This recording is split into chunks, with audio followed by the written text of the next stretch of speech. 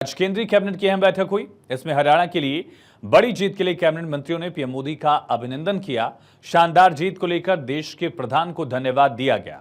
बता दें कि केंद्र सरकार केंद्रीय कर्मचारियों और पेंशनर्स के लिए महंगाई भत्ता और महंगाई राहत में बढ़ोतरी का ऐलान कर सकती है। सरकार के इस फैसले पर संभावित 1 करोड़ से ज्यादा लोगों की नजर है।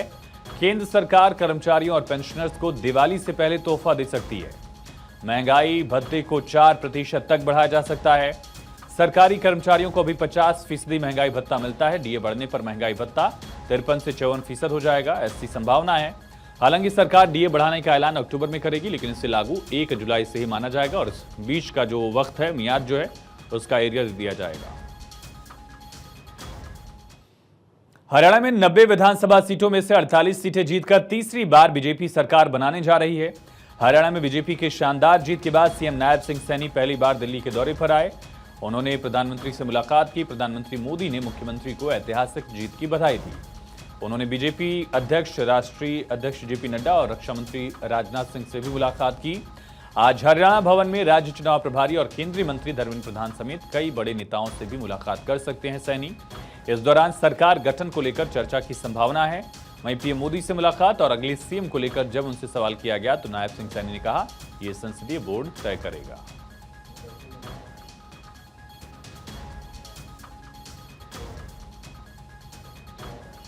देखिए, इसके बारे में मुझे नहीं मालूम है। मेरे को नहीं देखिए, मेरी जो ड्यूटी थी मैंने वो पूरी की है। ये हमारा पार्लियामेंट्री बोर्ड तय करेगा। अभी हमारे ऑब्जर्वर भी आएंगे, वो ऑब्जर्वर और मुझे नहीं मालूम है, वो केंद्र तय करेगा। हमारा पार्लियामेंट्री बोर्ड तय करेगा। विधायक दल अपना नेता चुनेगा, किसको चुनेगा किसको नहीं चुनेगा। जिसको भी चुनेगा, हमारी पूरा का पूरा विधायक दल, हमारे यहाँ कोई किंतु परंतु तो है नहीं। हमारे यहाँ कोई ये भी नहीं कहता कि ये जो पार्लियामेंट्री बोर्ड का आदेश होगा वो सिर माथे। तो हरियाणा में बीजेपी के पूर्ण बहुमत की सरकार आने के बाद, सरकार बनाने की बात के बाद निर्दलीय विधायकों का भी पार्टी में शामिल होना शुरू हो गया है। आज 2 निर्दलीय विधायकों ने बीजेपी का दामन थामा। चुनाव में निर्दलीय उम्मीदवार के तौर पर जीत दर्ज कर चुके राजेश जून और देवेंद्र कादयान बीजेपी में शामिल हो गए हैं। हरियाणा चुनाव के प्रभारी धर्मेंद्र प्रधान अन्य बीजेपी नेताओं के साथ बैठक के बाद दोनों विधायक बीजेपी में शामिल हुए।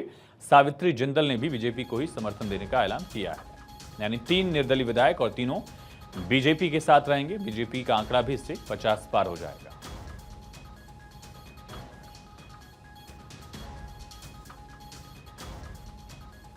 तो राजेश जून और रघुवीर कादयान, ये 2 निर्दलीय विधायक जो हैं वो देवेंद्र कादयान और राजेश जून जो हैं, इन दोनों ने निर्दलीय विधायक के तौर पर अपनी जीत बनाई है, जीत दर्ज की है और दोनों भाजपा को समर्थन दे रहे हैं। 3 निर्दलीय जीते हैं, तीनों ने भाजपा को समर्थन देने का ऐलान किया है, जिनमें 2 बीजेपी में शामिल भी हो चुके हैं, राजेश जून और देवेंद्र कादयान, और तीसरे निर्दलीय विधायक सावित्री जिंदल हैं। कादयान बीजेपी के ही नेता थे, टिकट मांग रहे थे। टिकट नहीं मिलने पर उन्होंने निर्दलीय चुनाव लड़ा, जीत गए, वापस पार्टी में आ गए हैं। और सावित्री जिंदल कुरुक्षेत्र से सांसद हैं। नवीन जिंदल बीजेपी के, उनकी मां हरियाणा की सबसे अमीर महिला सावित्री जिंदल, हिसार सीट से उन्होंने निर्दलीय चुनाव लड़ते हुए जीत दर्ज की। बीजेपी के एक बड़े चेहरे कमल को हराया, कमल गुप्ता को, और उसके बाद अब वो बीजेपी में वापस आ रही हैं। दिल्ली से बड़ी खबर है, तस्वीरें भी आप देख रहे हैं। निर्दलीय विधायक सावित्री जिंदल से मिले धर्मेंद्र प्रधान। हिसार से निर्दलीय विधायक बनी है सावित्री जिंदल। सावित्री जिंदल ने बीजेपी को अपना समर्थन दिया है। सावित्री जिंदल ने कहा भी कि मैं प्रधानमंत्री मोदी के साथ हूं। उनके बेटे कुरुक्षेत्र से सांसद है बीजेपी के नवीन जिंदल। देश के प्रमुख औद्योगिक घरानों में जिंदल फैमिली है और लोकसभा चुनाव से पहले ये बीजेपी में शामिल हुए थे। लोकसभा चुनाव में जीत दर्ज की कुरुक्षेत्र से, और अब सावित्री जिंदल हिसार से निर्दलीय विधायक चुनी गई हैं, जो वापस बीजेपी में आ चुकी हैं।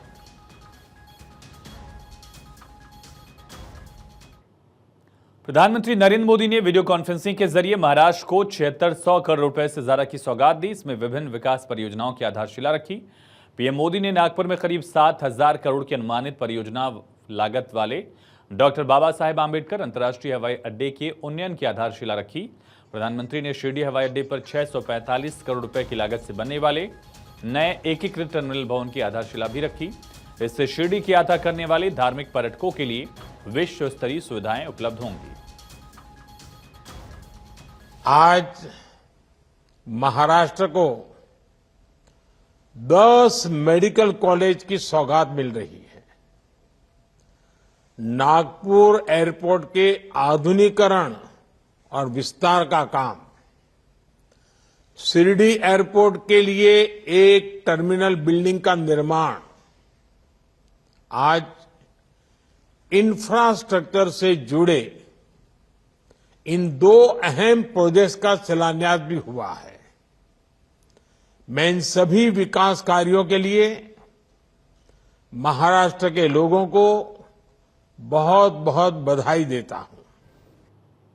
नवरात्र चल रहे हैं। आज का दिन मां कालरात्रि को समर्पित है। इस विशेष अवसर पर प्रधानमंत्री नरेंद्र मोदी और उत्तर प्रदेश के मुख्यमंत्री योगी आदित्यनाथ ने मां कालरात्रि को लेकर अपनी श्रद्धा और आस्था जताई। पीएम मोदी ने सोशल मीडिया प्लेटफॉर्म एक्स पर मां कालरात्रि की एक स्तुति शेयर की और लिखा कि नवरात्र की महासप्तमी मां कालरात्रि के पूजन का पावन दिन है।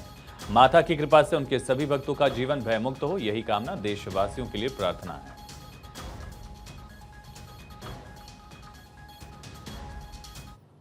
सात अक्टूबर से शुरू हुई 3 दिवसीय द्विमासिक एमपीसी का आज आखिरी दिन रहा। आरबीआई ने लगातार 10वीं बार रेपो रेट में कोई बदलाव नहीं किया, किसी तरह का कोई चेंज नहीं किया।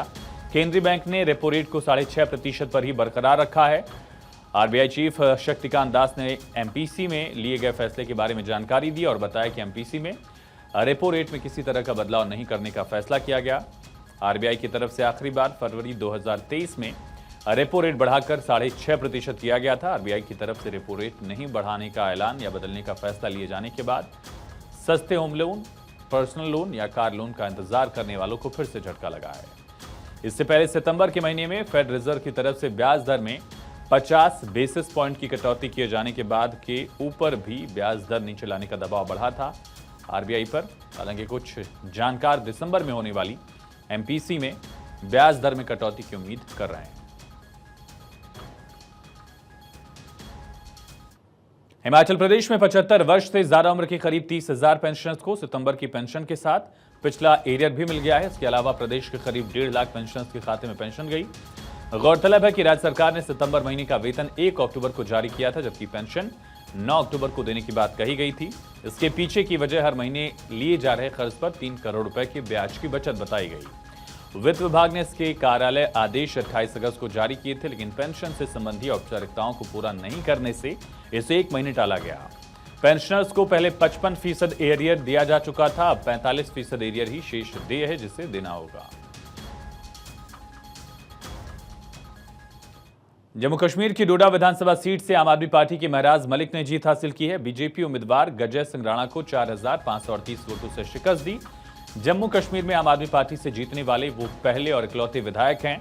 आपके संयोजक अरविंद केजरीवाल ने कहा कि 5वें चरण में विधायक बनने पर पूरी आम आदमी पार्टी को बधाई। 5वें राज्य में विधायक बनने पर पूरी आम आदमी पार्टी को बधाई दी उन्होंने।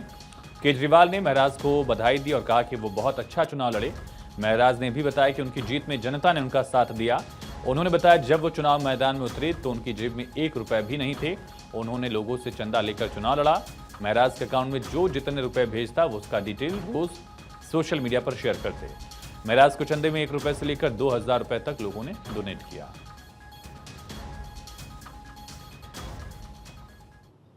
त्योहारों के सीजन का उल्लास अब भारतीय रेल के स्टेशन पर भी दिख रहा है। नवरात्रि के पावन त्योहार के दौरान जब यात्री अपनी मंजिल की ओर रवाना हुए तो उनकी सुख सुविधा का विशेष ध्यान रखते हुए भारतीय रेलवे 150 से अधिक स्टेशन पर नवरात्रि व्रत स्पेशल थाली उपलब्ध करा रही है। शारदीय नवरात्र चल रहे हैं, ऐसे में भारतीय रेलवे एक तरफ जहां देवी स्थान से जुड़े रेलवे स्टेशन पर ट्रेनों को अस्थायी स्टॉपेज दे रहा है, वहीं दूसरी तरफ नवरात्र के दिनों में रेल यात्रियों के लिए सात्विक भोजन का प्रबंध भी कर रहा है। रेलवे के अनुसार पटना जंक्शन समेत 150 से ज्यादा रेलवे स्टेशन पर नवरात्रि स्पेशल थाली उपलब्ध है, जिसे यात्री मोबाइल ऐप या वेबसाइट से ऑनलाइन ऑर्डर कर सकते हैं।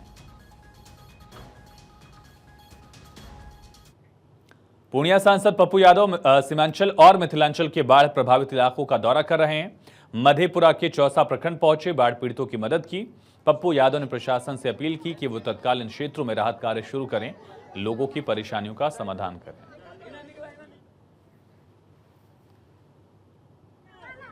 बिल्कुल डिमांड है कि एक राजनीति नहीं करिए और जनता का अधिकार यदि सरकार के खजाने पर है तो पूरा फसल क्षतिपूर्ति घोषित करिए, बाढ़ क्षेत्र घोषित करिए, आलमनगर चौसा को बाढ़ क्षेत्र घोषित करिए और मवेशी क्षतिपूर्ति और घर क्षतिपूर्ति तुरंत घोषणा करिए।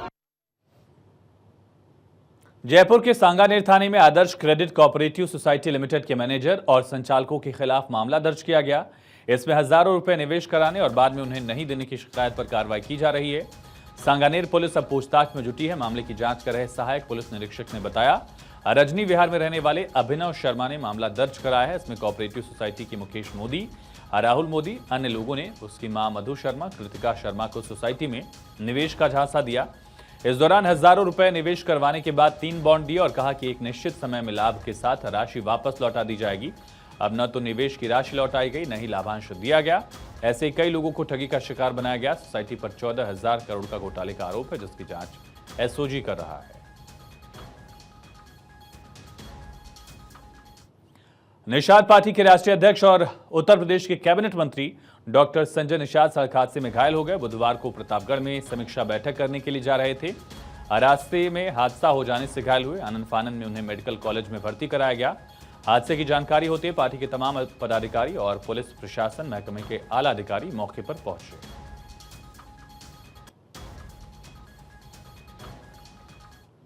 रायबरेली में एक बार फिर से रेलवे ट्रैक के साथ छेड़छाड़ की आशंका का मामला सामने आया। ऊंचाहार आरपीएफ इस मामले में मुकदमा दर्ज कर सच्चाई का पता लगाने में जुटी हुई है। सच्चाई का ऊंचाहार आरपीएफ के जुरिस्डिक्शन में आने वाले इस खंड को लेकर एसओ जीआरपी विनोद कुमार कुशवाहा ने बताया, यहां से गुजर रही मालगाड़ी का कैटल गार्ड रेल लाइन के बिल्कुल करीब पड़े स्लीपर से टकरा गया था। मालगाड़ी के ड्राइवर ने ट्रेन रोककर स्लीपर को किनारे लगवाने के बाद गाड़ी को आगे बढ़ाया था। यूपी के लखीमपुर खीरी में अर्बन कोऑपरेटिव बैंक प्रबंध समिति के चुनाव को लेकर विवाद बढ़ता गया। बुधवार को बार एसोसिएशन के अध्यक्ष अवधेश सिंह ने विधायक योगेश वर्मा को थप्पड़ मार दिया। अब इसका वीडियो वायरल हो रहा है। अवधेश के थप्पड़ मारने के बाद विधायक के समर्थकों ने भी अवधेश के साथ मारपीट की। पुलिस ने बीच बचाव की कोशिश की।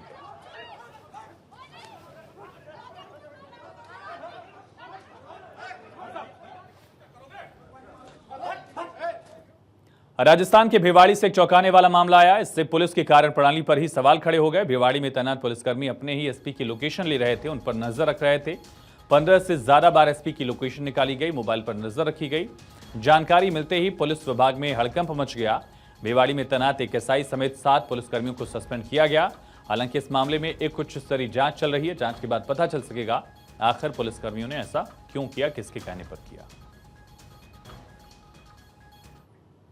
जम्मू कश्मीर के अनंतनाग में सुरक्षा बलों को बुधवार को टेरिटोरियल आर्मी के जवान की बॉडी मिली। उसकी बॉडी पर गोलियों के निशान हैं। आर्मी ने अभी किसी आतंकी हमले की बात नहीं कही है। जिस जवान की बॉडी मिली उसका नाम हिलाल अहमद भट्ट है। वो अनंतनाग के मुखधामपोरा नौगाम के रहने वाले थे। 8 अक्टूबर को कोकरनाग के काजवान फॉरेस्ट एरिया में मिलिट्री ऑपरेशन के दौरान लापता हो गए थे। उन्हें खोजने के लिए सुरक्षा बलों ने रात भर सर्च ऑपरेशन चलाया। आज उनकी बॉडी अनंतनाग में सांगलान के जंगलों में मिली है। जवान 4 साल पहले टेरिटोरियल आर्मी में भर्ती हुए थे।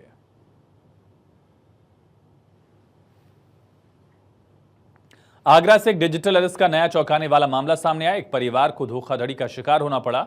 इस परिवार ने मामले में पीड़ित परिवार ने गूगल पर लोकर की जानकारी सर्च की थी, जिसके बाद उन्हें एक व्हाट्सएप कॉल आई। कॉल करने वाले ने खुद को एसबीआई बैंक का मैनेजर बताया। कॉल करने वाले ने व्हाट्सएप पर एक लिंक भेजकर फॉर्म भरने को कहा।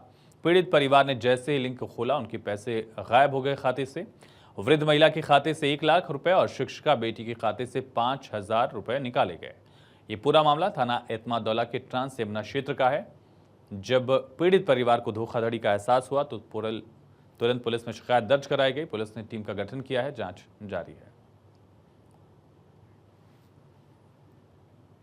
एमपी के पन्ना में बड़ा हादसा हो गया। तेज रफ्तार डीजल से भरा टैंकर खाई में गिर गया। इस हादसे में मौके पर ही ड्राइवर की मौत हो गई। लोगों का अमानवीय चेहरा सामने आया। हादसे के बाद लोग बड़े बड़े ड्रम और डिब्बों में डीजल लूटते नजर आए।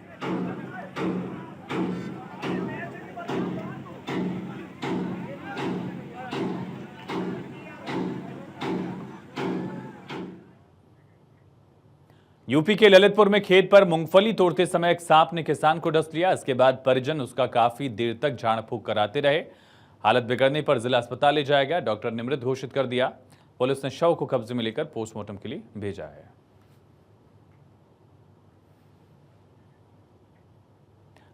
यूपी के संत कबीर नगर में घरेलू गैस सिलेंडर से वेल्डिंग करते समय एक बाइक में आग लग गई। आग इतनी भयानक थी कि देखते देखते बाइक जलकर खाक हो गई। मौके पर मौजूद एक युवक ने आग बुझाने की कोशिश की, लेकिन झुलस गया वो। उसका इलाज जारी है। शहर कोतवाली क्षेत्र के कांटे चौराहे का पूरा मामला है।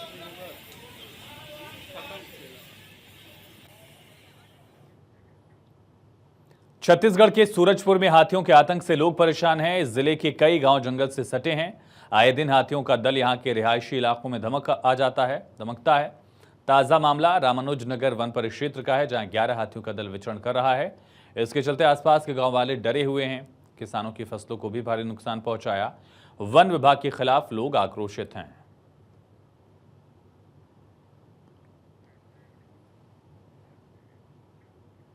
कोलकाता के आरजीकर अस्पताल में महिला डॉक्टर के साथ रेप और मर्डर मामले में देश भर में लोग नाराज हैं। न्याय और कार्यस्थल की सुरक्षा की मांग को लेकर जूनियर डॉक्टर अनशन पर बैठे हैं। भूख हड़ताल पर बैठे जूनियर डॉक्टर्स का ब्लड प्रेशर लगातार घट रहा है।